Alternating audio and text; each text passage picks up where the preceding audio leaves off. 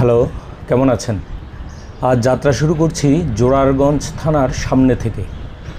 জোরারগঞ্জ থানার অবস্থানটা যদি বলি তাহলে বলতে হয় এটি চট্টগ্রাম জেলার মিরসরাই উপজেলার বারৈয়ারহাটে অবস্থিত। অর্থাৎ চট্টগ্রাম জেলার মিরসরাই উপজেলার বারৈয়ারহাটে জোরারগঞ্জ থানাটি অবস্থিত।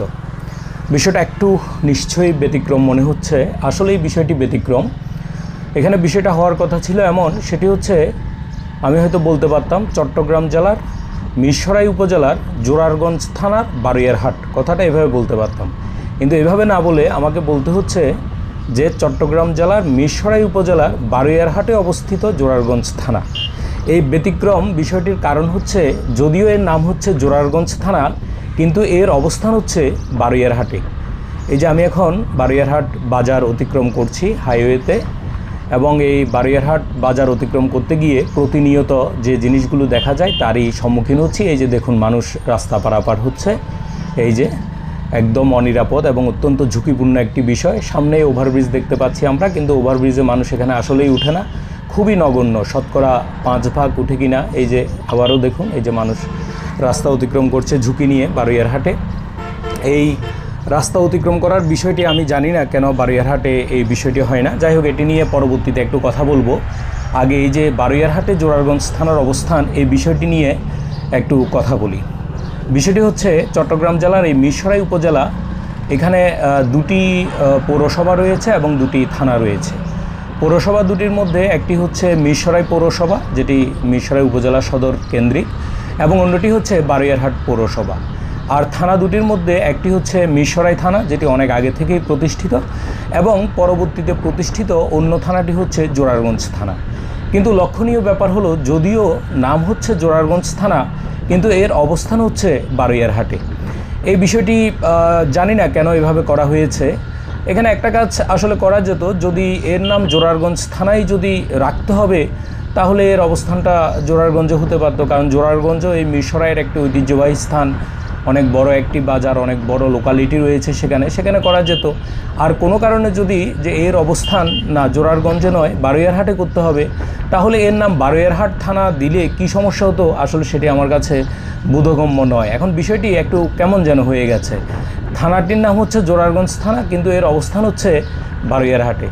যাই হোক, এই কাজটা যারা করেছেন, যারা এই সিদ্ধান্ত নিয়েছেন, তারা নিশ্চয়ই আমাদের চেয়ে আরও অনেক ভালো বুঝেন, আরও অনেক বেশি বুঝেন। ওনারা নিশ্চয়ই ভেবেচিন্তে এই সিদ্ধান্ত নিয়েছেন।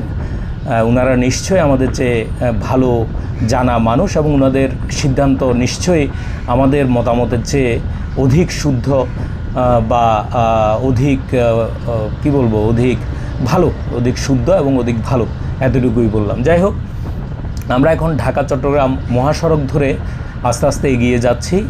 ঢাকা চট্টগ্রাম মহাসড়কের এই অংশটি, অর্থাৎ এই বারৈয়ারহাট থেকে ফেনী পর্যন্ত যে অংশটি, যে পথে আমি এগিয়ে চলছি, এই অংশে সড়ক দ্বীপে, এই যে মাঝখানে যে সড়ক দ্বীপটি, যেটা আপনারা ডান পাশে দেখতে পাচ্ছেন, এখানে আসলে অনেকগুলো গাছ রয়েছে। গাছগুলো যদিও এখনও খুব বেশি বড় হয়েছে তা বলা যাবে না, তবে ছায়া দিয়ে যাচ্ছে, আস্তে আস্তে বড় হচ্ছে। এই যে বাঁয়ে আমরা একটা শিক্ষা প্রতিষ্ঠান পেলাম, এটি হচ্ছে ধুমঘাট হাজী চাঁদ মিয়া উচ্চ বিদ্যালয়। ধুমঘাট হাজী চাঁদ মিয়া উচ্চ বিদ্যালয়, এটি প্রতিষ্ঠিত হচ্ছে 1970 সালে। এই ধুমঘাট হাজী চাঁদ মিয়া উচ্চ বিদ্যালয়, এটি মিরসরাই উপজেলার 2 নং হিঙ্গুলি ইউনিয়নে অবস্থিত। এবং এই যে বারৈয়ারহাট কেন্দ্রিক যে একটা বিশাল জনসাধারণের অবস্থান রয়েছে, মানুষের আবাসন রয়েছে, বারৈয়ারহাটটা অনেক বড় বাজার, এর আশেপাশে অনেক লোকালিটি রয়েছে। এই এলাকায় যতটুকু জানি সেটি হচ্ছে একটি বালিকা বিদ্যালয় রয়েছে, অর্থাৎ আমাদের যে প্রথাগত যে বিদ্যালয়গুলো, সেগুলোর মধ্যে একটি বালিকা বিদ্যালয় রয়েছে, বারৈয়ারহাট বালিকা উচ্চ বিদ্যালয় যেটি। কিন্তু কোনো কো এডুকেশন বা সহশিক্ষাক্রম, অর্থাৎ ছেলে মেয়ে একসাথে পড়বে বা শুধু বালকদের জন্য, এই ধরনের কোনো বিদ্যালয় কিন্তু বারৈয়ারহাটে নেই। প্রথাগত যে বিদ্যালয় তার মধ্যে নেই। একসময় তো কিছুই ছিল না, যদিও বর্তমানে কিছু, এই যে আমরা এখন ধুমঘাট ব্রিজে উঠে গেলাম, ধুমঘাট ব্রিজ অতিক্রম করছি। তো যা বলছিলাম, এই বারৈয়ারহাটে বর্তমানে কিছু কিন্ডারগার্টেন গড়ে উঠেছে, কিন্ডারগার্টেন ও হাই স্কুল, যদিও সেগুলো যে প্রথাগত স্কুল যেমন এমপিওভুক্ত স্কুল বা এই জাতীয় নয়। কিন্তু একটা সময় ছিল যখন এই বারৈয়ারহাটে এই ধরনের স্কুলগুলো অর্থাৎ কেজি স্কুল বা কেজিও উচ্চ বিদ্যালয় এই ধরনের স্কুলগুলো ছিল না। তখন এই বারৈয়ারহাট এবং আশেপাশে এলাকা, বারৈয়ারহাট, হিঙ্গুলি এবং আশেপাশে এলাকা সব এলাকার ছাত্রী নয়, মূলত ছাত্রদের জন্য এই মাধ্যমিক বিদ্যালয়ে শিক্ষা গ্রহণের জন্য এই ধুমঘাট হাজী চাঁদ মিয়া উচ্চ বিদ্যালয় এটি ছিল একমাত্র অবলম্বন। যাই হোক, এই বিদ্যালয়টি এখনও এটি আলোকবর্তিকা ছড়িয়ে যাচ্ছে, এটি আলো ছড়িয়ে যাচ্ছে, এই এলাকায় শিক্ষার আলো ছড়িয়ে যাচ্ছে। একটি ঐতিহ্যবাহী একটি এবং গুরুত্বপূর্ণ একটি শিক্ষা প্রতিষ্ঠান।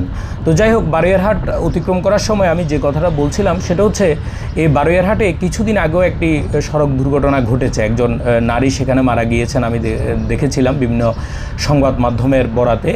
তো এই যে বিষয়টা বারৈয়ারহাটে আসলে আমি দেখেছি আমাদের এই যে সমগ্র মিরসরাই উপজেলার মধ্যে যে ওভারব্রিজগুলো রয়েছে, ওভারব্রিজগুলোর মধ্যে সবচেয়ে বেশি ওভারব্রিজ সম্ভবত ব্যবহৃত হয় হচ্ছে আমাদের মিরসরাই সদরের যে ওভারব্রিজটি আছে, এই ওভারব্রিজটি সবচেয়ে বেশি ব্যবহৃত হয়।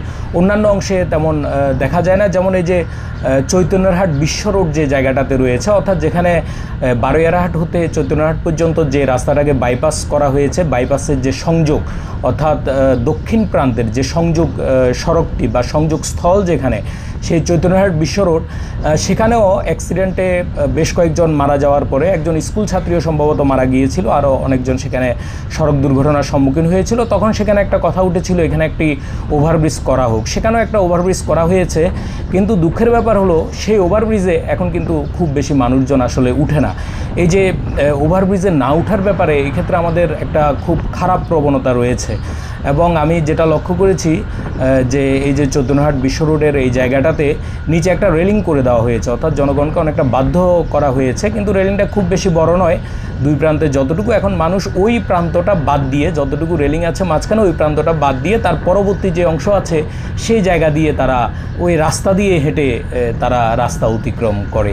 তো এই ব্যাপারে আসলে আমাদের সচেতনতা অত্যন্ত জরুরি।